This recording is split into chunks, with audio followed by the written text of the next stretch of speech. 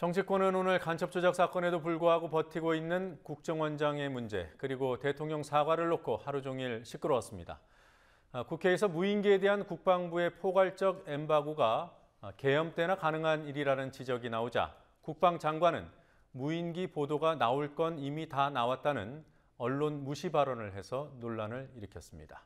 오늘 국회 상황 중계 카메라 연결해서 알아보죠. 김희주 PD. 네, 우선 대통령 사과에 대해서 새정치민주연합 쪽에서는 어떤 반응이 나왔습니까? 민주연합은 오늘 오후 2시 긴급고위 전략회의까지 열어 대응 방향을 가다듬었습니다. 이 자리에서 안철수, 김한길 두 공동대표는 간첩 사건 조작에 관한 국정원장에 대한 책임을 묻지 않으면 결국 대통령의 책임이 될 거라고 경고했습니다. 특별검사 도입도 강력히 요구했습니다. 간첩 증거 조작 사건은 헌정 질서를 농락한 명백한 국기 문란 사건입니다. 그런데 검찰은 면죄부 수사에 머물고 말았습니다. 이제는 마땅히 특검을 통해서 국민에게 진실을 명명백백하게 밝혀야 합니다. 김한길 대표는 오전 의원총회에서도 검찰이 간첩 조작의 몸통은 손도 못 대고 깃털만 뽑았다며 특검만이 답이라고 강조했습니다. 국회 법제사법위원회 전체 회의에서는 검찰의 수사 결과 발표에 대한 야당 의원들의 추궁이 이어졌습니다. 네, 새누리당에서는 어떤 입장이 나왔습니까? 새누리당에서는 오늘 많은 말이 나오진 않았습니다. 남재준 원장의 사과 후 민현주 대변인의 서면 브리핑이 하나 나왔을 뿐입니다. 사건을 봉합하려는 새누리당의 속내를 엿볼 수 있었습니다. 민현주 대변인은 어제 검찰의 수사 결과 발표 직후 국정원 2차장이 사퇴하는 등 신속하게 책임지는 모습을 보인 것은 그나마 다행스러운 일이라고 정부를 감쌌습니다. 국정원에 대해서는 빠른 시일 내에 국민들이 납득할 수 있는 변화된 모습을 보이라고 주문하고 말았습니다. 이어 민 대변인은 북한의 핵 위협과 군사적 도발이 지속되고 있고 무인기에 의해 우리 방공망이 뚫린 엄중한 상황에서 대북 정보 활동 자체가 매도되는 일은 결코 바람직하지 않다고 강조했습니다. 네. 자, 무인기가 정말 북한에서 왔다면 방공망이 뚫린 책임, 정부 여당에 있는 거 아니겠습니까? 그런데도 방공망이 뚫린 상황에서 대북 정보 활동을 매도하지 말라. 좀 앞뒤가 안 맞는 것 같고요. 오늘 국회에서 무인기 얘기가 나왔죠? 네, 김관진 국방장관이 출석한 국회 법사위를 중심으로 무인기에 대한 논란이 있었습니다. 김관진 장관은 북한이 무인기를 자신들이 보냈다고 인정하지 않는 것은 대남 심리전일 뿐이라고 주장했습니다.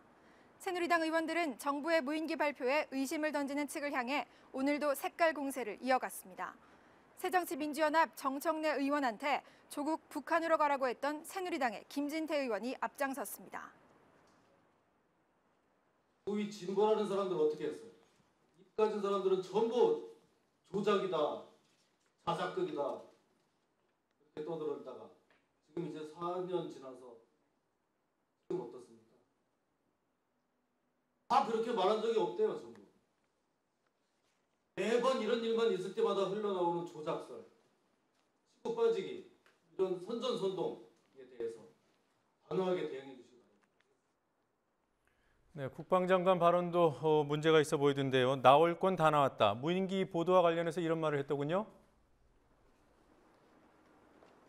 네, 새정치민주연합의 신경민 의원이 무인기에 대해 향후 몇 주일간 보도를 금지하는 포괄적 엠바고에 대해 질의했습니다.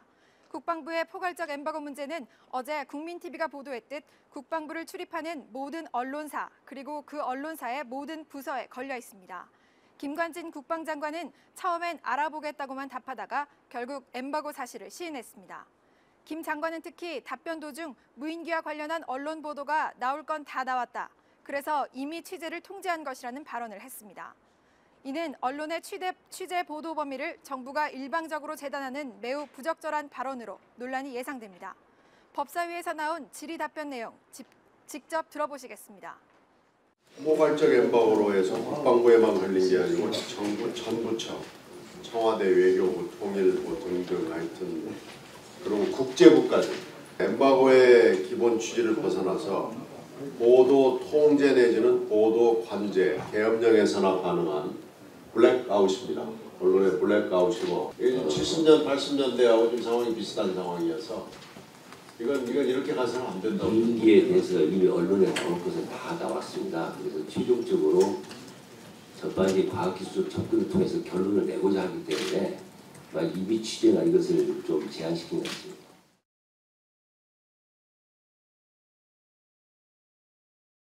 네, 김희주 PD 잘 들었습니다.